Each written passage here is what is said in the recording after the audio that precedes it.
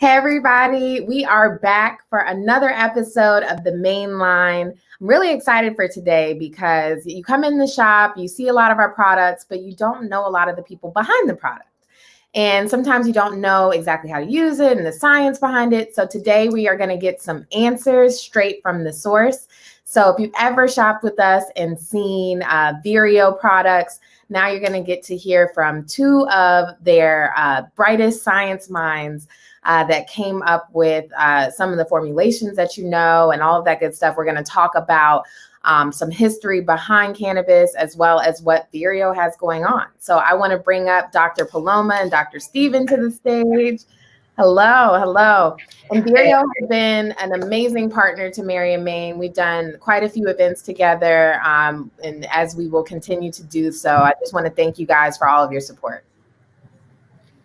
Thank you, Hope. We are so thrilled to be here today. This is my second time on the main line. I couldn't be happier to be sharing the stage with my colleague, Dr. Steven Dahmer. We don't get to lecture that much together, so it was really hard to kind of pare this down.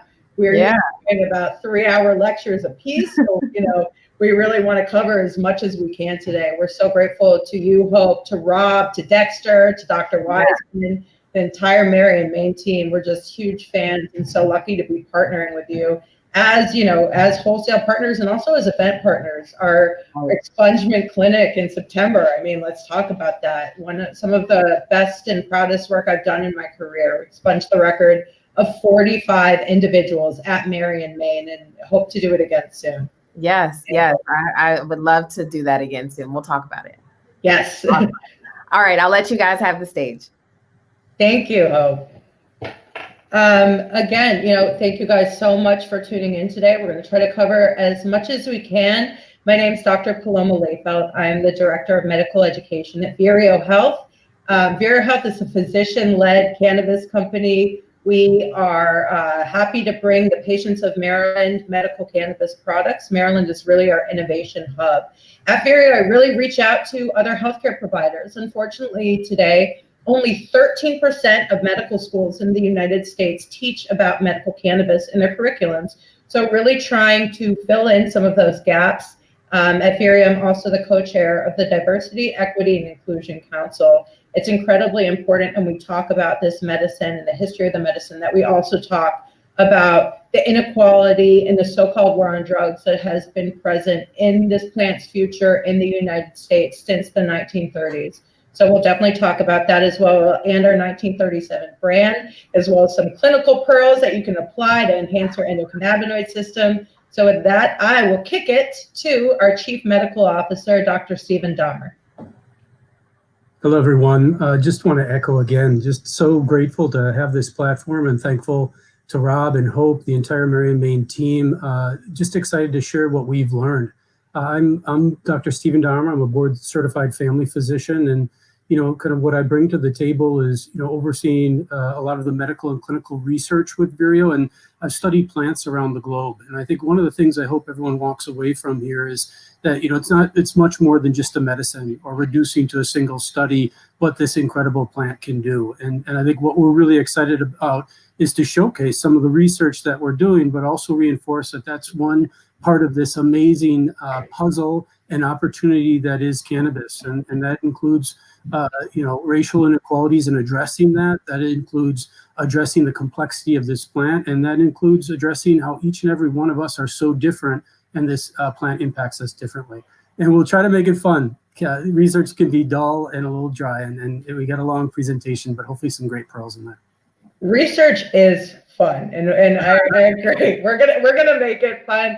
We're gonna, if anyone's interested, we'll share contact information at the end so you can kind of look over some of the studies that we're going through. Again, Dr. Dahmer and I wish that we could share hundreds of studies with you and have this be a 10-part series, just because we're so passionate about research and research in the state of Maryland. This is our innovation hub. We're really using our science team, our research and develop team, our medical team, and our team of physicians to bring the best products to the patients of Maryland. And again, so proud to be partnering with such an amazing dispensary in Prince George's County, like Mary and Main. So thank you guys again for that. Here's just a snapshot of some of the products that we have in Maryland. I mean, we range from microdose pre-rolls to minor cannabinoid products to terp-safe technology, and we'll go over some of our favorite products today and the research that backs them up. I'll jump in here, Dr. P, probably one of my favorite slides, and not the most medical of resources, but again, I've never seen anything in my career with such stigma attached to it. And I've been lecturing to providers and physicians for 5 years now. I share the same lecture. You know, let's drop that stigma and talk about this plant from an objective standpoint. And I truly believe that if it were also discovered in some remote mountain today, it would be heralded as a medical breakthrough.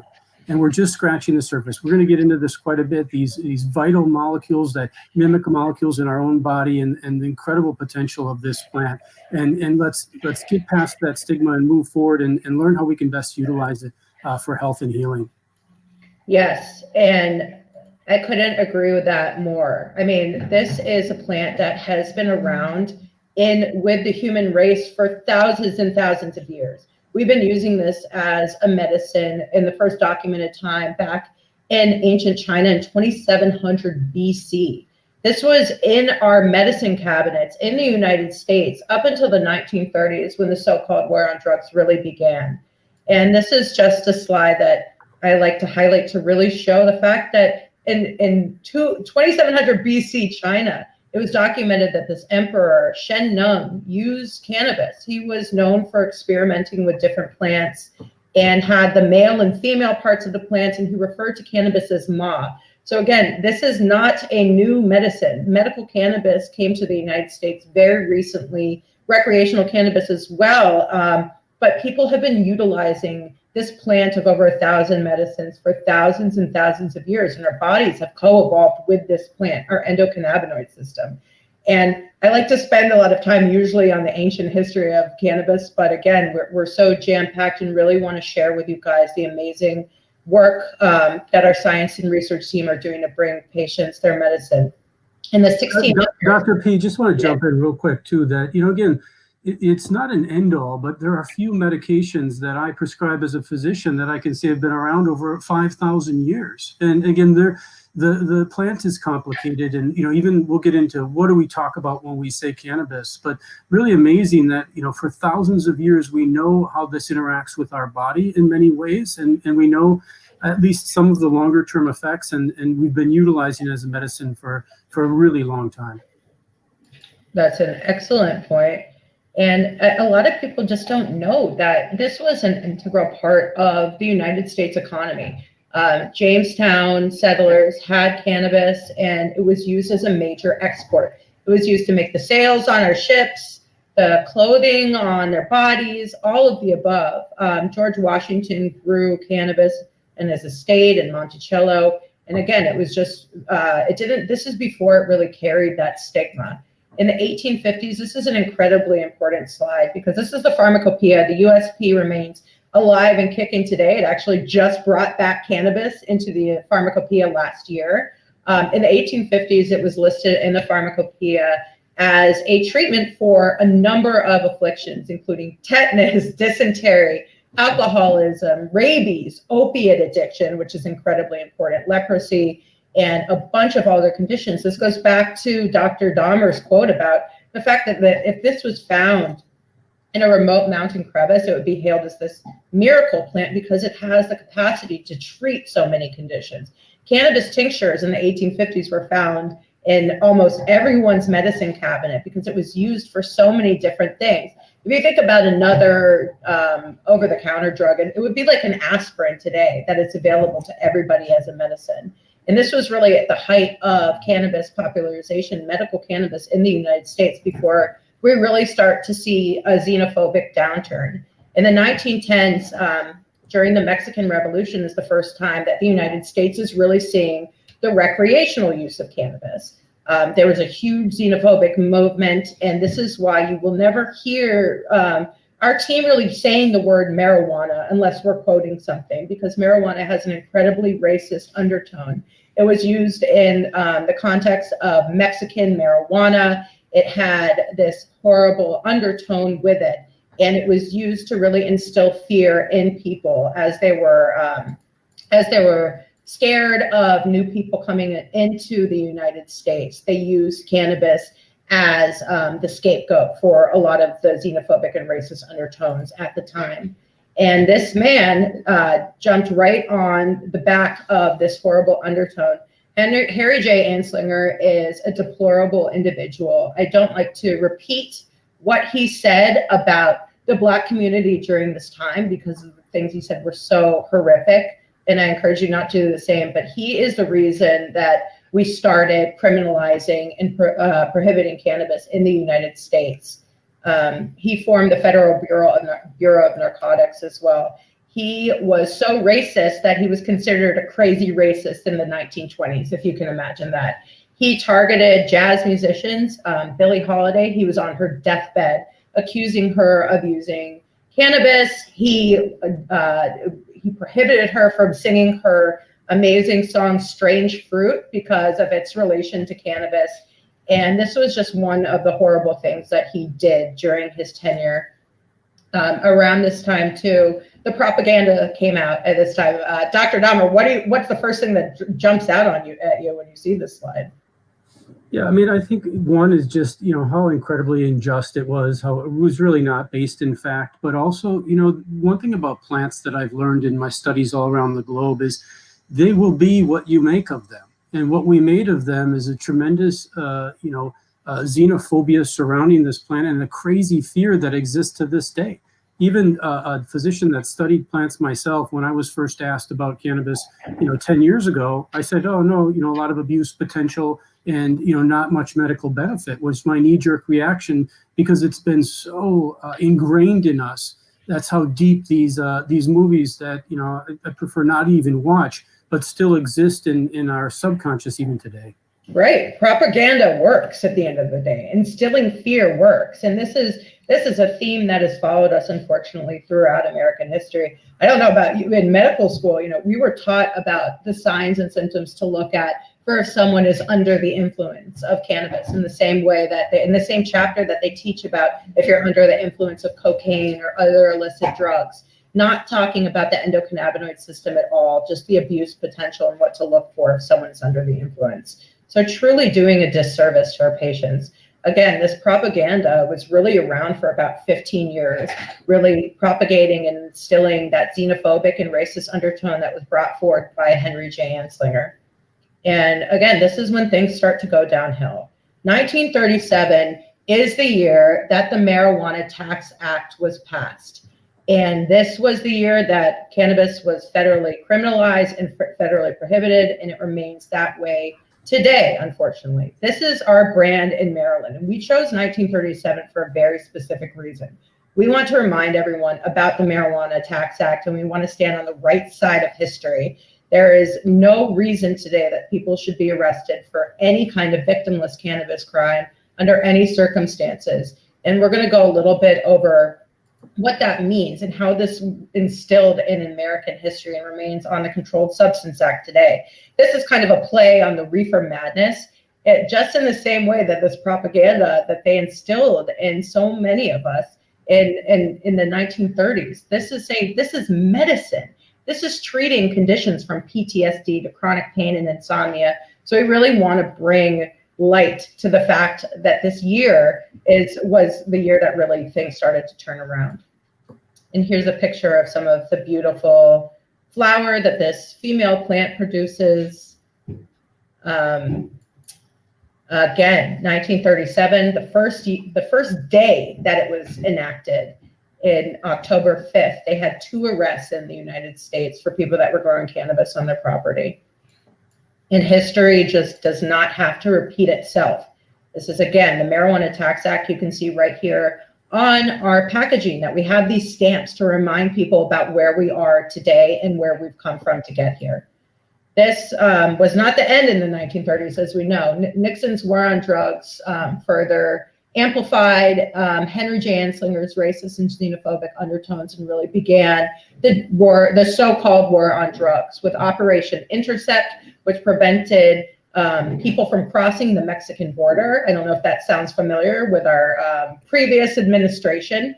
And he enacted the Controlled Substances Act, which also remains in effect today. We'll go over that a little bit. And he also established the DEA.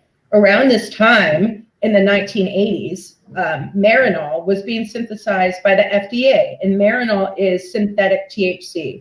And this is completely counterintuitive. While we're having this war on drugs, war on Black and brown communities, we are synthesizing THC to benefit cancer patients who suffer from nausea and vomiting. And here is, and I brought this up because we'll go back to Marinol and see where it is on the Controlled Substance Act today. So this remains very much in effect today, Nixon's legislation that created the Controlled Substance Act.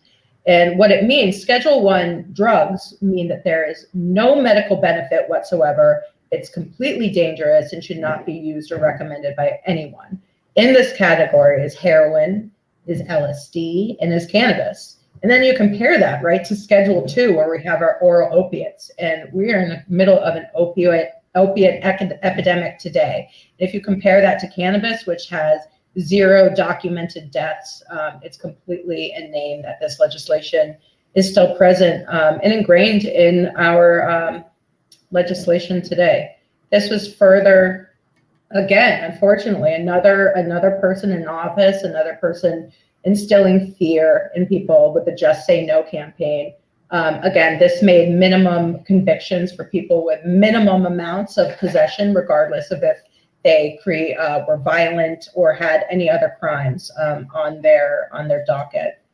And so going back to, I think I froze, going back to the Controlled Substance Act, we see that Marinol is now a Schedule III.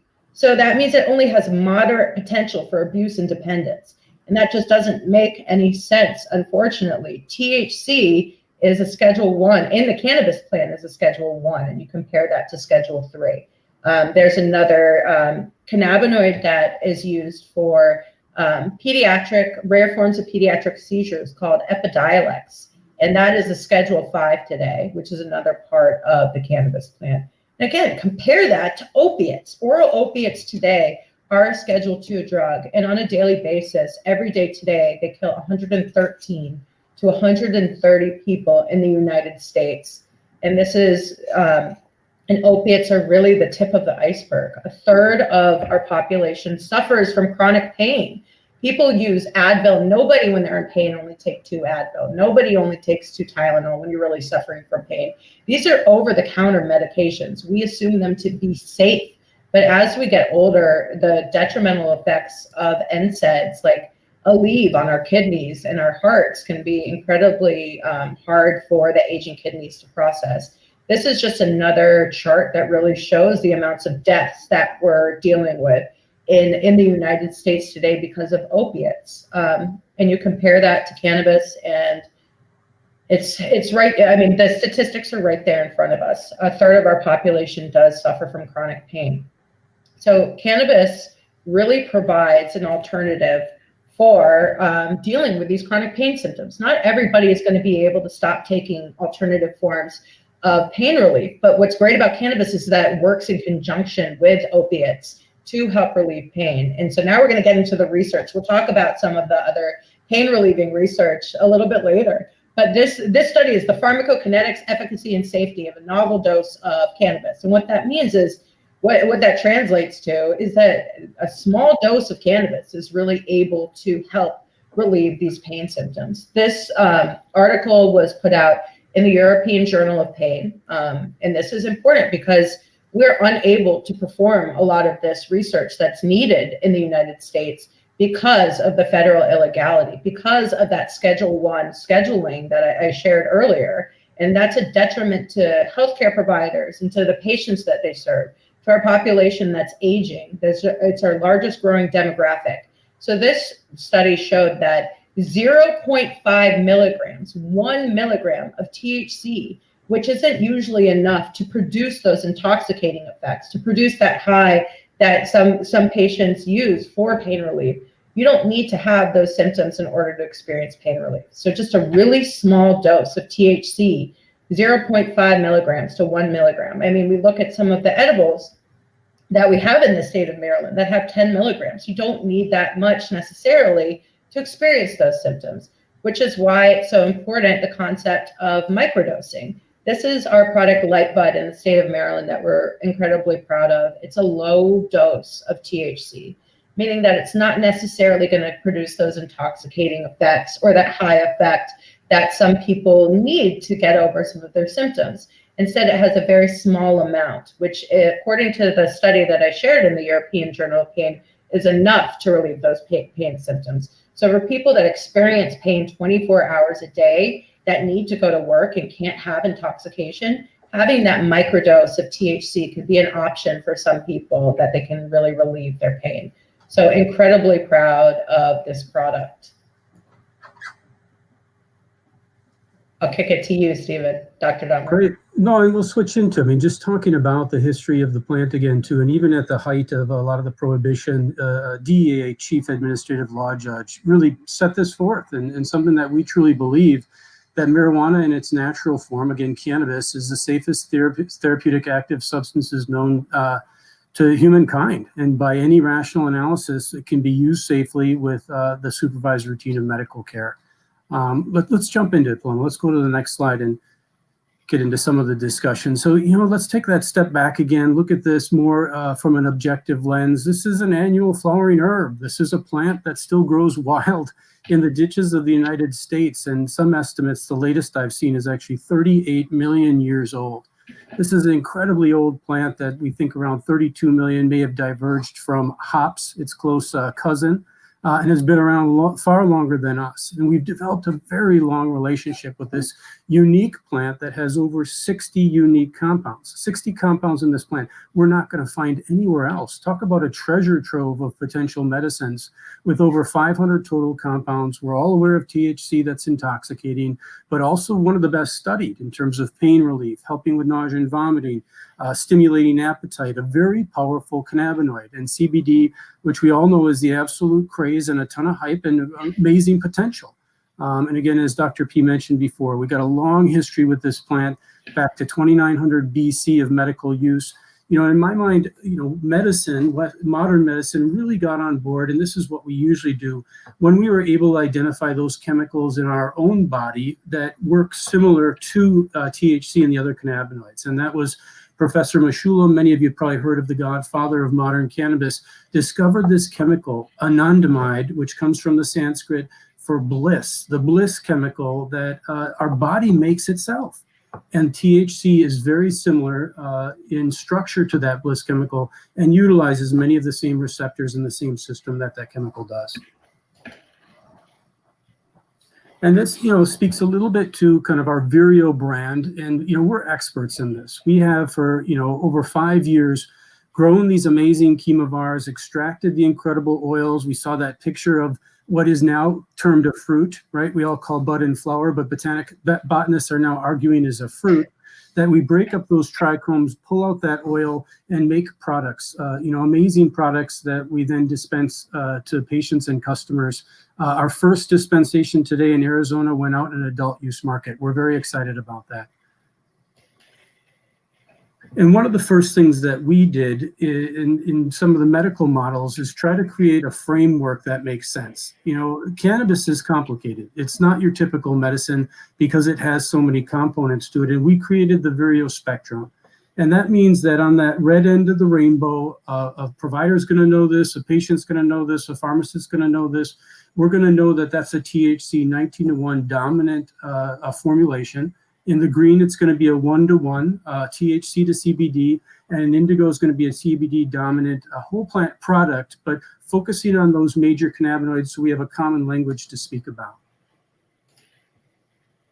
And, right out from the gate, and Dr. P mentioned, Maryland is really our innovation hub. We're constantly bringing out new delivery forms, and this is very exciting, from tablets to oral solutions to vaporized products to rosin. Just real excited about these delivery forms, that cannabis is a nuanced plant that works for nuanced treatment. And that means each and every one of us is incredibly different. And to have varying delivery forms means that each one of us has more access to different ways that we can utilize this plant in health and healing. Jump into a couple of our newer products that Dr. P mentioned already. Our Moonlight.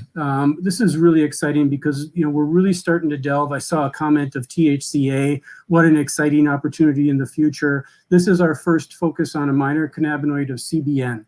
That preliminary evidence showing that it can certainly help with sleep when combined with that THC. We have a product out there that anecdotally patients are responding to incredibly well.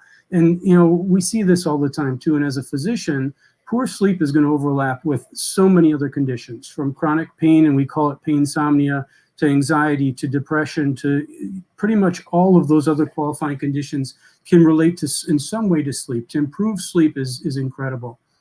Amplify is a product that we're real excited about as well. And going back to our roots in being excited about this plant, when we're growing the plant and when that gets in your hands, we want you to have in your hands what's as close as possible to that fruit or flower that was picked from the plant.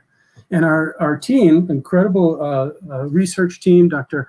Eric Greenbaum and Justin Bueno, came up with the Terp Safe. And here's the research to prove this. A lot of the terpenes, these volatile chemicals, from the time it's picked, that flower from the plant, to when it reaches your hand, only 50% of those terpenes might be present in that product that reaches you. This Terp Safe is a very innovative way of using these same terpenes that exist within the plant to keep that flower and that bud full of these amazing chemicals, so that what you purchased is what came from that flower. And any other substance, we would be angry. You go and buy a bottle of wine at the liquor store and it came half full, we would be infuriated. You went and got a dozen eggs and there were only 6 in there, we'd be incredibly upset. And this is the incredibly innovative, first of its kind packaging product to preserve what that flower gives us straight from the plant. Just a little bit of a talk, and we're getting somebody mentioned nerdy on there, getting a little nerdy here, that delivery forms are really important because of their onset of action and their duration. And this is really key. If I'm getting up from, waking from my sleep in the middle of the night because of my chronic pain, taking a hit on a vaporizer at 9 p.m. is not going to help me.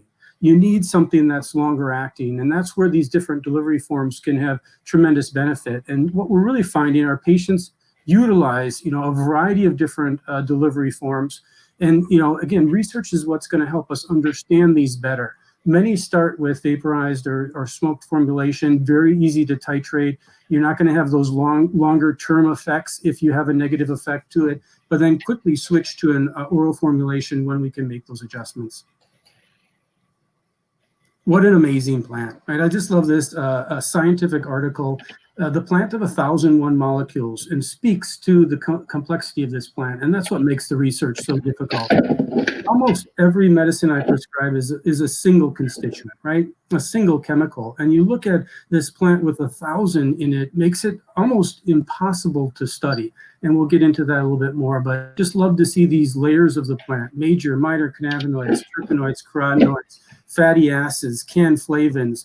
And when these all to come together in this package, we give that the name, right? The entourage effect. And we've given it other names because entourage says there's a leader. Everyone assumes THC is a leader. We question that and call it an ensemble. I really think it's the band coming together that's really important. And when this band comes together, all these different parts of this plant, that administration together can potentiate a therapeutic effect, meaning that it can have more of a helpful effect for either a condition or for our health in general, and also calm down side effects. This is a revolutionary thought, which could be a paradigm shift for medicine in general. We all know what happens when lead singers of bands try to pursue solo careers. Never as successful as when they have that band behind them. And that's what happened when Marinol was synthesized by itself. The THC, the synthetic THC, it didn't have that entourage, that ensemble behind it to really balance out those effects. Yeah, there's power in grouping that. And the other thing that we spoke about a little bit early is, we're really talking about thousands of years of coevolution. This plant is again, we can argue this. I say it's a smart plant. it co-evolved in a way that really fits our physiology. And I think an amazing example of this is that natural antagonism. If we look at the two most prevalent compounds, right, the two most common cannabinoids in the plant are THC and CBD. They have an almost opposite effect. The THC in too high of a dose can trigger euphoria, can even trigger anxiety, can even trigger psychosis in too high of a dose, or impair our thinking or make our heart race. And CBD does the exact opposite. Less euphoria. It's been studied as a treatment for anxiety, as an antipsychotic, protective of the brain, and slowing down the heart rate. And this is the idea. There's a lot of plants moving forward called adaptogens, and some argue that cannabis is an adaptogen, that it helps us find that balance point, that it helps us find that sweet spot where we feel well. And if we just pull out one chemical, like Dr. P said, if we just pull out THC and give that to you, that loss of that balance can increase side effects and make it less tolerable. We have a harder time utilizing the plant as a medicine. And wow, I mean, again, just published a chapter in a book on the endocannabinoid system. So there's a full chapter on this one slide. I'll just say an incredible, fascinating system. The most prevalent G-coupled protein receptor in our brain, right? So one of the most prevalent receptors in our brain is part of the endocannabinoid system. And you look at this slide, I love it, because what part of our human body does the endocannabinoid system not touch? Everything from pain, you'll see on this slide, to anti-proliferative, to bone stimulant, to analgesic, to the list goes on, that it just is intertwined with so many aspects of our human physiology. And just to talk a little bit, right, cannabis is fascinating for me as a physician because it's the first medicine that's available to patients that didn't come through the FDA. And the FDA, vast majority are supported by pharmaceuticals because research is a lot of money. It takes a lot of money to get a medicine through the FDA path. And in the history of the FDA, there's only been 2 plants that have gone through that entire process. And the reason being because the general consideration to date is that these plant molecules are dirty. They interact with too many things in our body. It's too complicated. We can't reduce them down to the type of study that are our gold standards. We're worried about off-target effects. There are a million reasons why plants are not a prescription that I can write as a physician. But yet there are numerous examples where these plant molecules are surprisingly safe. And we talk about that and really see this as the future in many realms of medicine, is utilizing these plant compounds that are softer on our body as treatment, especially in chronic disease.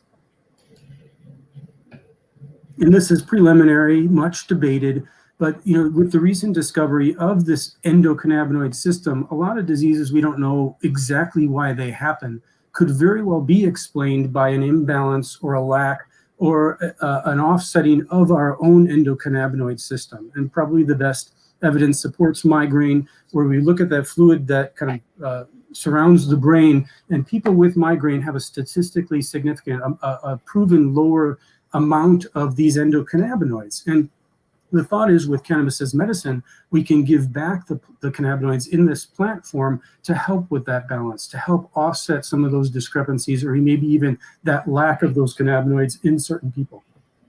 Yeah, in a lot of psychiatric diseases, we use SSRIs because there's an imbalance in serotonin, but it's the same thing with the endocannabinoid system. There's an imbalance, and sometimes you need to find these phytocannabinoids and exogenous means to replace or help accentuate some of those endocannabinoids within our bodies, especially now that there's such an uptick in mental health issues because of the COVID pandemic. All right, and here we go. Let's get into some research. Let's do it. So, one is, again, with the recent discovery in the cannabinoid system, the research is exploding. And we're just scratching the surface of what we understand, not only about this plant, but about our own body and how it deals with these chemicals and how the endocannabinoid system works. So it's a very exciting time for research. Again, it's touched base on Schedule 1. Absolutely ridiculous that this is still Schedule 1 substance. But being Schedule 1 makes it nearly impossible to do this research. And we'll talk a little bit more about it. But research is not easy. And as much as we're a fan of it and want to utilize research to help all of us use this plant better in the treatment of disease and even in wellness in general. Because it's such a complex plant, it's very difficult. 1,001 medicines essentially in a single plant. Because there are so many different products and routes of administration, it makes it very difficult.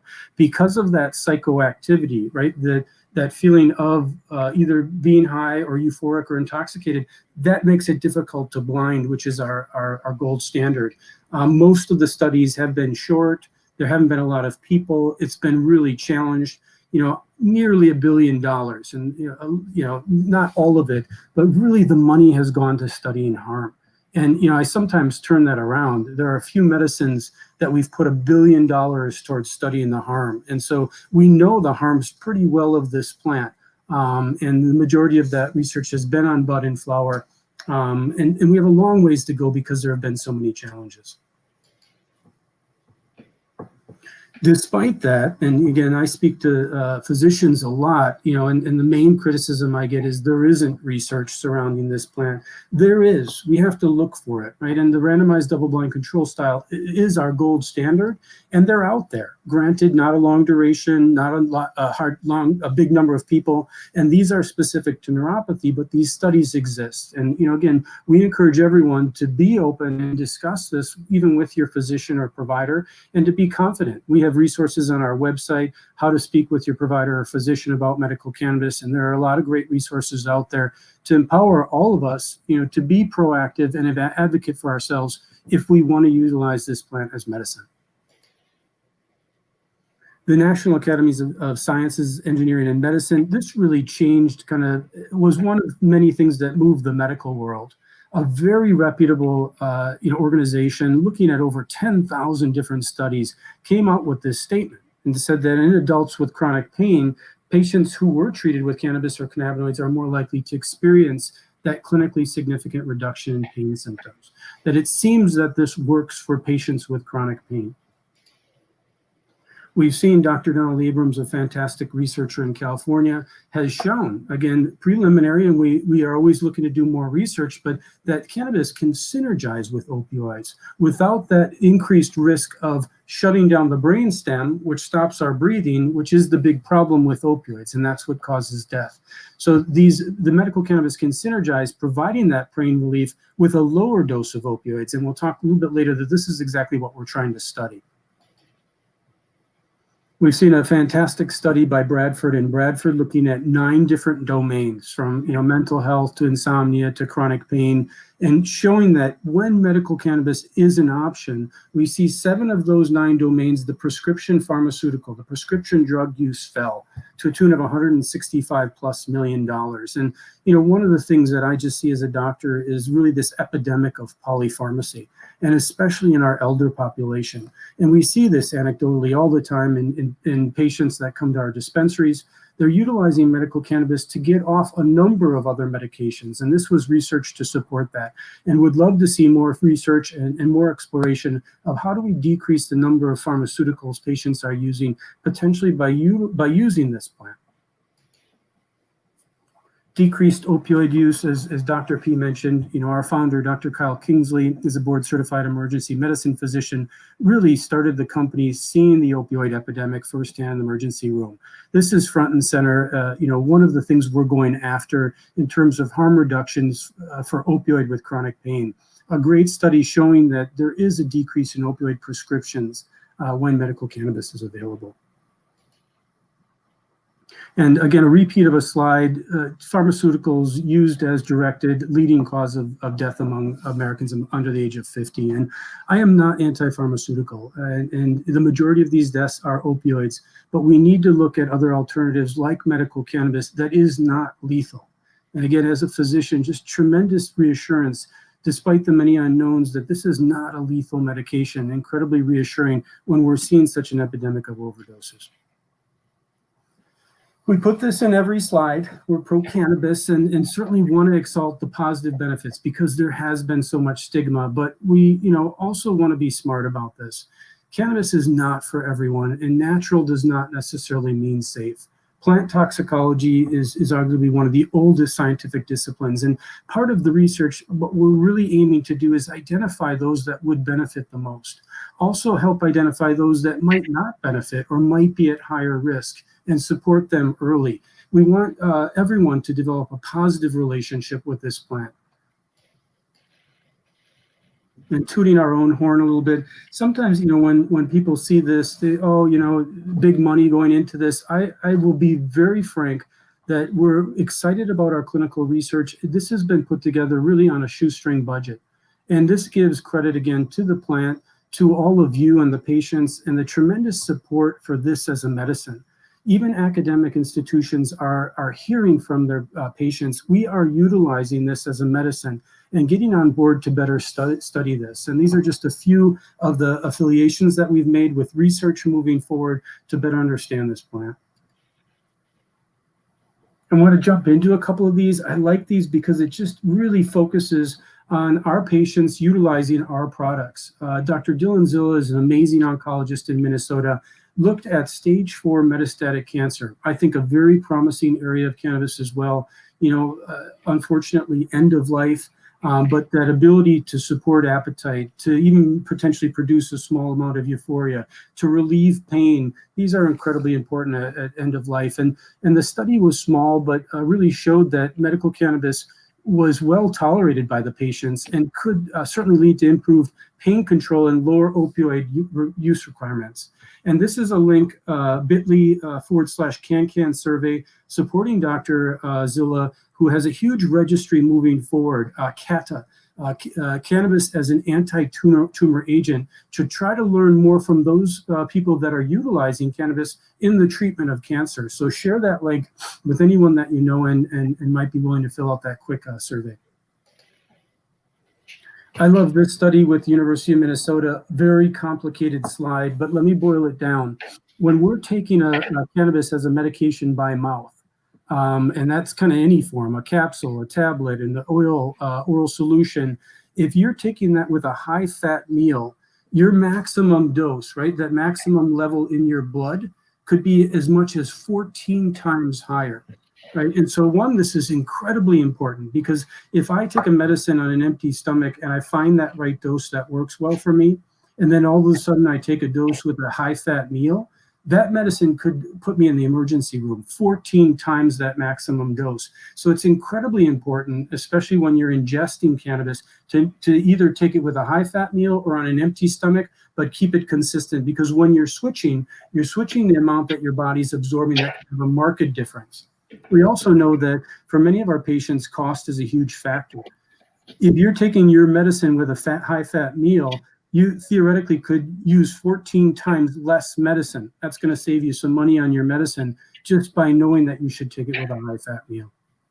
And this is really a way to hack your endocannabinoid system.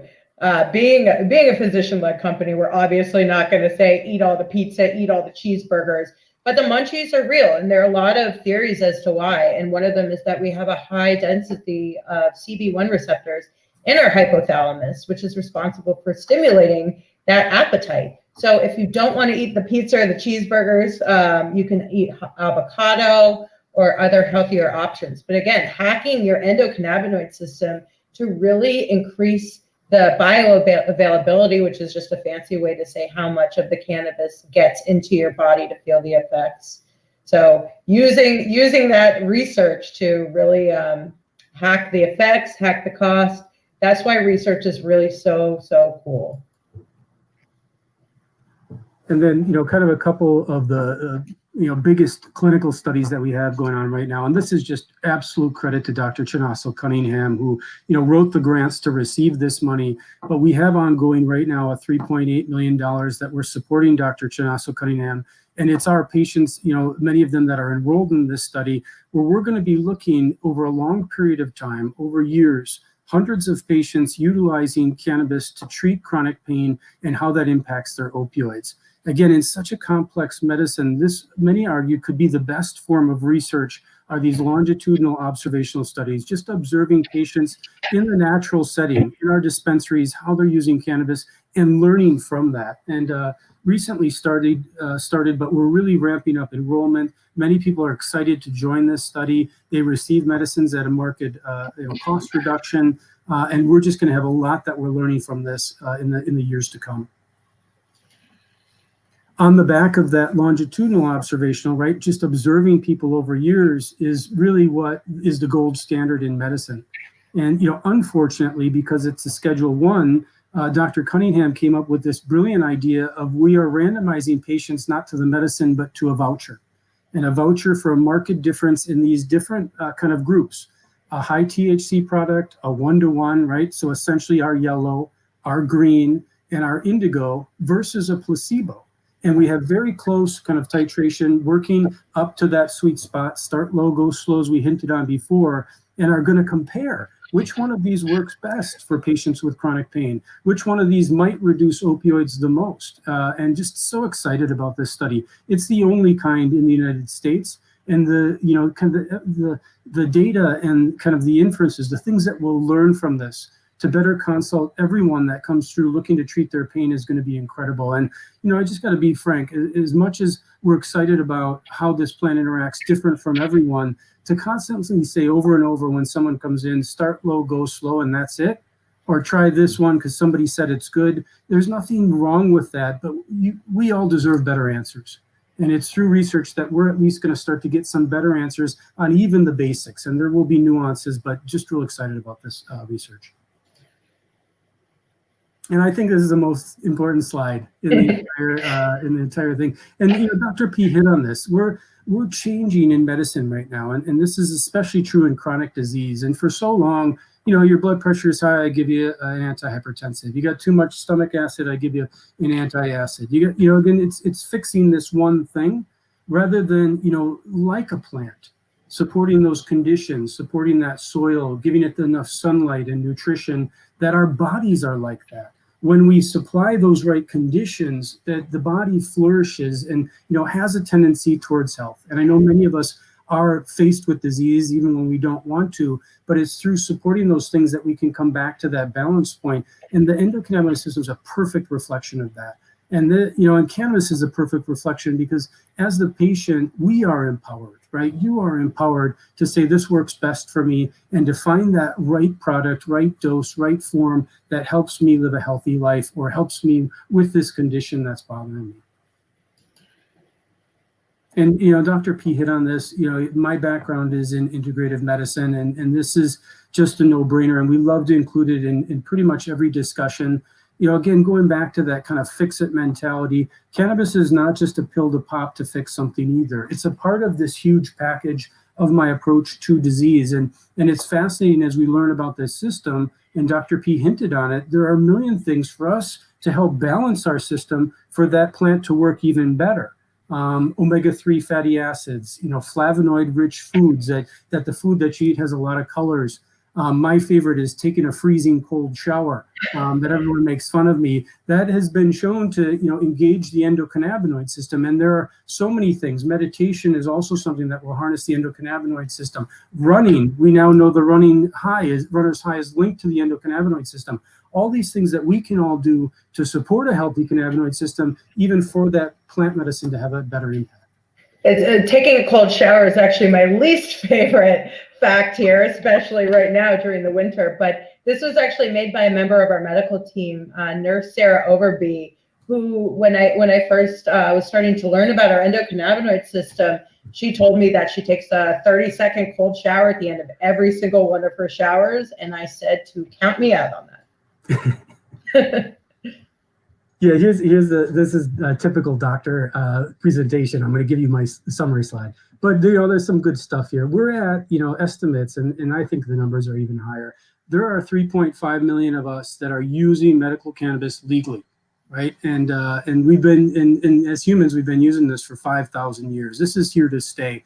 The fact that there isn't lethal toxicity is tremendously reassuring. There's a lot to explore, but what a great starting point. We know that there's evidence that it's effective in the treatment of chronic pain with neuropathy, the highest quality evidence. We know that there's a well-tolerated side effect profile, especially when we start low, go slow. It works synergistically with opioids, as we saw some research. this endocannabinoid system has incredible potential. Just real exciting to see how we might harness that, whether that's a CBN product or a THCA product, or a whole plant that we get to your hands as close to that plant as possible. And research is just in its infancy. Cannabis is not a panacea. It does not treat everything. It is not for everyone. Even cannabis hyperemesis. There are patients that can, have kind of cyclical vomiting. We need to identify them early and when that happens.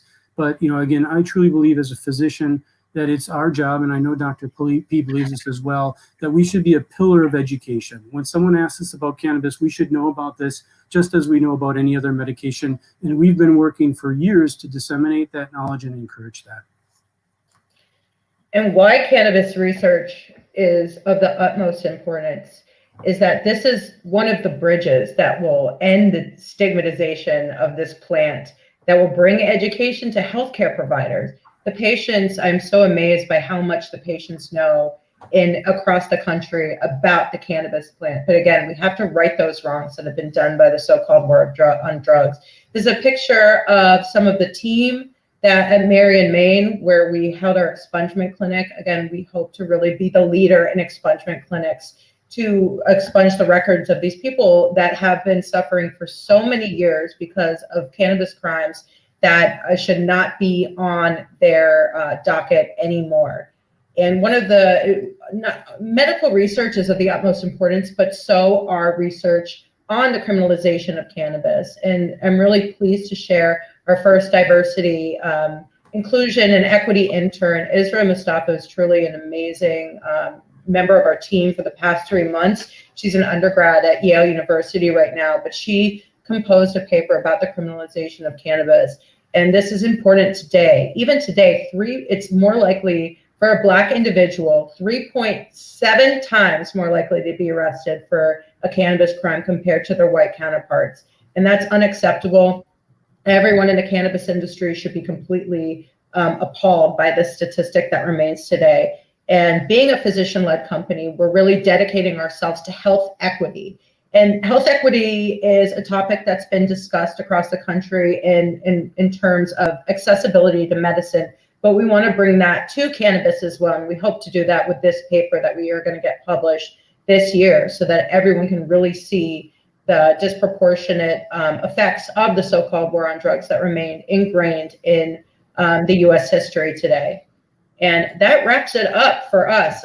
This is our contact information. If you are interested in seeing some of the slides and some of the research that we're involved with, go to vireohealth.com. That's VIREO health.com.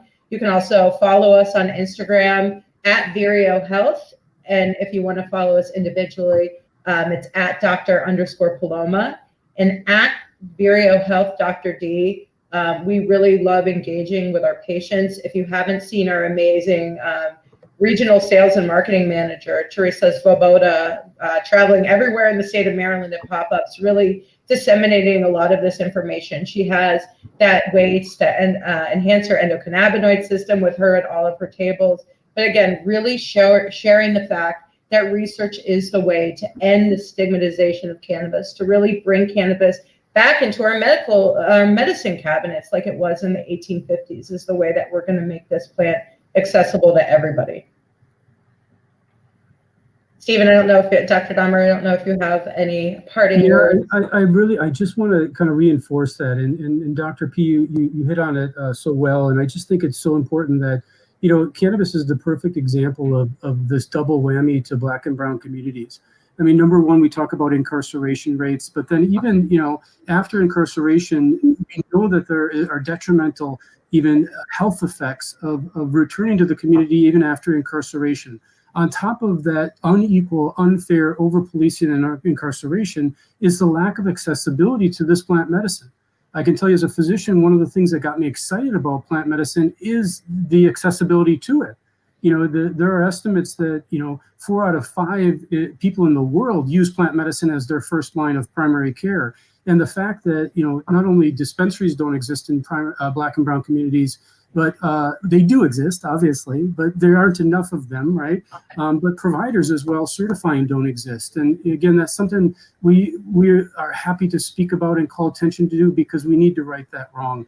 And cannabis is the perfect platform to discuss that more and to do something about that. And we're excited to participate in the expungement, to publish papers related to this, and to do everything that we can to try to right that wrong. And one last thing, I think, one of our excitements about research is ultimately is insurance coverage. Even if there's a 25% reduction in cost, I can guarantee for the majority of our patients and customers, that's still not going to make it affordable. Not until this is covered by insurance is this truly going to be accessible and affordable to everyone that deserves access. And that's part of one of the major reasons behind our research as well. Yeah. I know that there are a lot of bills out right now, some federal legislation that's coming down the pipeline that may allow that. There was one introduced recently that would deschedule or, make it a Schedule 3 controlled substance, which would allow us to do research. So there's progress. And then there are more aggressive federal bills out there, like the MORE Act or the States Act. Well, do you guys have any opinions about what you think is coming down the pipeline? So yes, I'm so glad you brought that up. We don't want to reschedule. We want to deschedule. Right.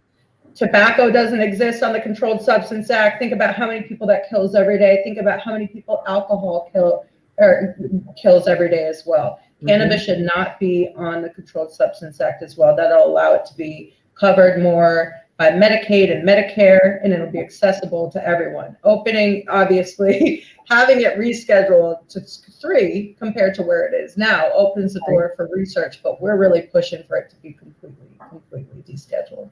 Awesome. That's great that a company that is, it's you have medical roots and you're really rooted in research, but still you're dedicated to the bigger picture. So that's so important, and I thank you for that. We share the same views there. I'll just add too, I think it's important that sometimes we make moves in the right direction, but they need to go even further. And I think a real concrete example, I see one of the comments here about workers' comp, and in New York, it's covered by workers' comp, but that's, more in theory. And I gave a lecture to workers' comp just recently in New York, and, 98%, that's an estimate, but the majority of the doctors are not going through workers' comp for those patients that could utilize it, because there's just too many barricades and there's too many obstacles. And again, so to put it into law and say that it's possible is very different from truly making it accessible. And, even we see a lot of times in the program, there are some people that don't have access to the internet. And again, some programs you have to go through a lengthy process, get internet access. It just does not allow for people to get access to the plant or to the medicine easily. Right. Do you feel like, so someone mentioned in the comments, House Bill 032, which is for adult use cannabis in Maryland, but also has a lot of social justice components. Do you guys feel like adult use programs could potentially open up access even for those patients that need cannabis for medicinal reasons? We certainly hope so. We just had our first date, as Dr. Dahmer mentioned, go recreational. Having this medicine available, and we do offer across the country discounts to people, veterans and people that are in the Medicaid status to have accessibility to the medicine. We certainly hope that we'll be able to provide much more accessible medicine to our patients. It's something that we're absolutely passionate about, especially when we're trying to battle some of the pharmaceuticals, the alcohol industry, and the tobacco industry. It's really about harm reduction and improving the quality of life for our patients. Awesome. And I think it just is absolutely essential that, and this is what we've seen struggle in some states, and it just hasn't happened, is that an adult use program feeds a medical program. I feel very strongly about that as a doctor. If I'm going on a snowboarding trip, and nothing against snowboarding trip, and I want to have fun on that, that cost should offset, that person with chronic pain that's struggling to pay their bills. Right. And that should feed into that, and feel very strongly about that as well. Totally. Well, there's so much to come in this industry, and, you guys are really pioneering, especially on the research side. So I'm excited to see what comes of your current project, your future projects. Your products are amazing. Our patients love them. Some people were talking about them in the comments. So Yeah, I'm very thankful to have you guys on. Thank you for your time this evening. I know you both had long days, so I appreciate you giving us another hour or so of your time. If you have anything you'd like to close out with, I know you guys pretty much finished up, but if you have anything you'd like to say, go ahead. I would just like to give a shout out to an entire staff, all your bud tenders at Marion, Maine. They treat me like family when I come there. Really impressed with everyone that I've met there and excited to continue our partnership. Thank you. Awesome. Yes, thank you so much. Yeah, I'll echo that. We just love working with you guys. I haven't made it there yet, but I want to make it there and eventually as partners. And an honor to be here. And thank you for the opportunity. What a great platform. You guys are focused on education, really doing right by those that come to your dispensary. We respect that so much. And kudos to you and your entire team. Oh, thank you so much. Well, thanks, guys. I hope you have a really great evening.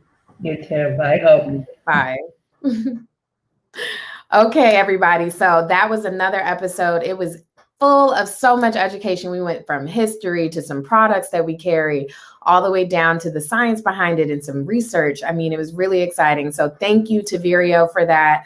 Come into Marion, Maine, check out their products.